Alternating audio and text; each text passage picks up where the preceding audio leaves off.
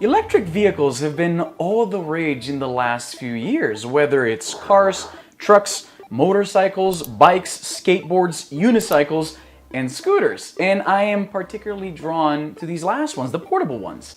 And not just because those are the ones I can afford. These are sometimes referred to as last mile vehicles, the idea being that they don't necessarily replace your ordinary mode of transportation, but rather they are meant to be used with your car, allowing you to increase your range of mobility or to get to places where it wouldn't be so feasible to drive. It's basically like this. You could, for instance, have an electric skateboard in your trunk, park a little further away from your actual destination, and then ride the rest of the way. It saves you money on the long term depending on how much you spend on gas and parking every month, and it's just an incredibly fun way of getting around. I've dabbled with scooters for a bit, both my own and the ones that you can rent from companies like Bird or Lime, and I just love the concept. There's something so deliciously sci-fi about the idea of a portable electric vehicle. I just couldn't help but falling in love with the whole thing. The good people over at Machina, which is proudly Canadian by the way, sent me one of their scooters to review here on the channel, the EVOLV Tour 2.0, and I have to say, I am thoroughly impressed with this machine, and I'd gladly recommend it to anyone looking to buy an electric scooter. The EVOLV Tour 2.0 is not without some flaws, and I'll cover them here as well, but it's still such a fine piece of equipment, it gets my full endorsement regardless. Also, since EVOLV Tour 2.0 is a bit of a mouthful, I'll just refer to the model as EVOLV from now on. It's just easier. So let me start with the pros. First, I just love this design. The metal construction makes this thing feel like a solidly built tank. And the red acrylic cylinders on the sides, which light up by the way, give it that nice sci-fi cyberpunk aesthetic. It's so striking and so different from the other scooters I see around town. I just love it. Also, and I think primarily, this thing is fast. Because it's relatively small, you'd probably not expect it to have a top rating of 1200 watt or for it to get to almost 30 miles an hour or 45 kilometers an hour.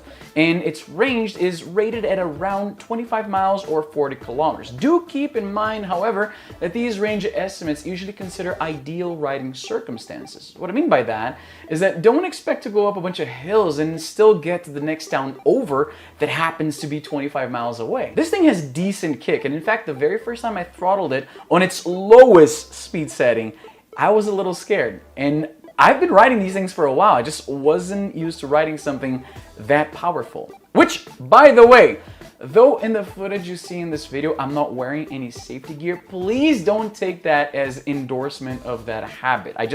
My stuff hasn't gotten here from Amazon yet, and ideally you should always wear protective equipment when riding anything with two wheels. Join any electric scooter online community and they'll promptly tell you that the first accessory you should buy is a helmet, followed by knee pads and elbow pads. Motorcycle style full face helmets are strongly recommended by the more cautious, and I am actually inclined to agree. I'm picking one up soon. Since we're talking about accessories, one I would definitely recommend is some kind of phone mount so you can check your GPS so you know where you're going. Very useful. And that's actually, I think, the coolest thing about owning one of these scooters, because it really puts you in the mood to explore your city. Even just talking about it now as I record this video, I just want to wrap this up and go hit downtown with this thing. On days I had nothing to do, I just grabbed the scooter and head anywhere to just ride aimlessly, checking out the sights and stuff. I never walked that much around downtown here in Calgary, and riding around in the scooter gives me a much better understanding of the layout and the geography of the city than driving around in my car. Plus, it's 1,000 times easier to get anywhere when you don't have to find parking, and you can get on a sidewalk, which is allowed here in Calgary, provided there's no heavy foot traffic there. I mentioned urban riding a lot, and that's probably the most of what you'll be doing on something like this. But one thing I did not realize is how handy this thing is when camping. Getting to and from different campsites, which is usually a hassle depending on how big and spread out your group is, becomes just a lot more fun. And the air tires make quick work of the rougher terrain you'll find when you're camping. Now, do keep in mind that riding on non-paved surfaces will make your motor work harder, which means the battery life will be diminished. It's just not gonna take you as far. The EVOLV is comfortable as hell, thanks to the air tires I just mentioned and suspensions on both wheels. I was more used to plastic tires, which on one hand, yeah, don't require upkeep, but on the other, they make you feel and hear every bump on the road, and boy does that get old, and your hands will get sore too. The EVOLV is also very compact. The deck is a little shorter than I'm used to, but that plus the telescoping steering column and folding handlebars just means it's a lot easier to stow it away, especially if you drive a small car like it's my case. It's funny because my older scooter is actually overall smaller, but it takes up more room when it's folded because the deck is longer and there's not as many folding elements, making it hard to push it against the back of the trunk. I could never fit two of my older scooters in that car, but I could easily put two EVOLVs in the exact same space. Again, the EVOLV is technically bigger once it's unfolded and ready to go, which, by the way, better. A bigger scooter with a taller handlebar, it just feels safer. Suffice to say, I'm completely in love with this thing, and if the weather in Calgary wasn't so crummy for a good chunk of the year, my car would be relegated to road trips alone. Now, of course, I gotta talk some cons. The headlights on the EVOLV seem like a bit of an afterthought. They're too low on the ground and they're a little too dim to give much visibility when riding at night, because you need to keep your eyes further down the path you're traveling and they don't illuminate that far. They do, however, increase your overall visibility to the traffic and pedestrians, but I wouldn't ride at night with those alone. You'll want to pick up some kind of bike headlight attachment for it. Thankfully, there's tons of super affordable options at your local bike shop or even Amazon if you're patient. I'm not. I buy my stuff locally whenever I can. I spend a little more, but I get it right away, and there's that sense that I'm helping the community. Still, on the cons, I gotta point out the folding mechanism. That was a decision that puzzled me. The EVOLV folding mechanism is activated by a metal finger loop which requires you to bend down to pull it both when you're folding it and unfolding it. The industry standard is to make that mechanism foot activated, so I'm not super sure what the reason here was. Also, and this is again, a weird decision, in my opinion, there's a third catch on the halfway point between folded and unfolded that I really don't understand. The mechanism always catches there, making you have to pull it once again to either completely fold or completely unfold the scooter. And it's not like it can be used when it's stuck in that middle point. So I don't understand what the idea there was. For obvious safety reasons, the mechanism is super sturdy and that lever is hard to pull.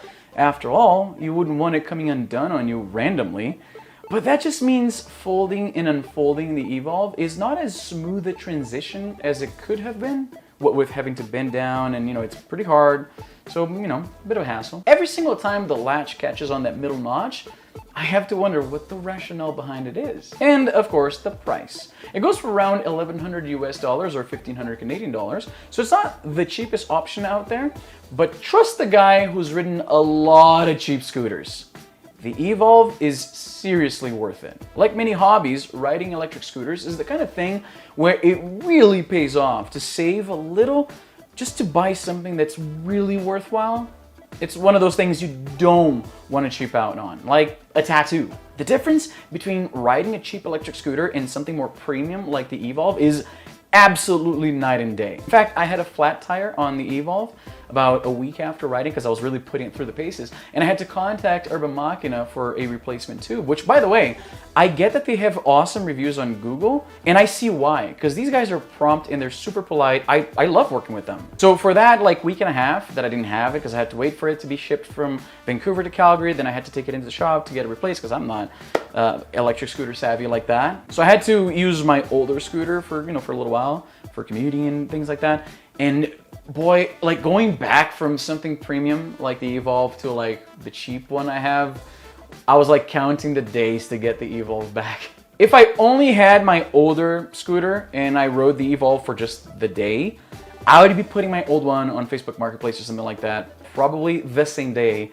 so I could afford the upgrade. It's the difference is that it's amazing. So this is the EVOLV Tour 2.0, a real winner from Canadian makers Machina that I'm happy to recommend despite a few negligible shortcomings. I'll leave a link in the description below so you can check out their store. They have lots of other models at different price points. And from personal experience, I can now say that their positive Google reviews in regards to their customer service, well earned. Follow me on social media if you haven't already, both Twitter and Instagram. Very active on both. And I'm constantly posting about riding electric scooters and the electric scooter lifestyle, if you will. But that's all the time I have for today. I'm Izzy and I'm done.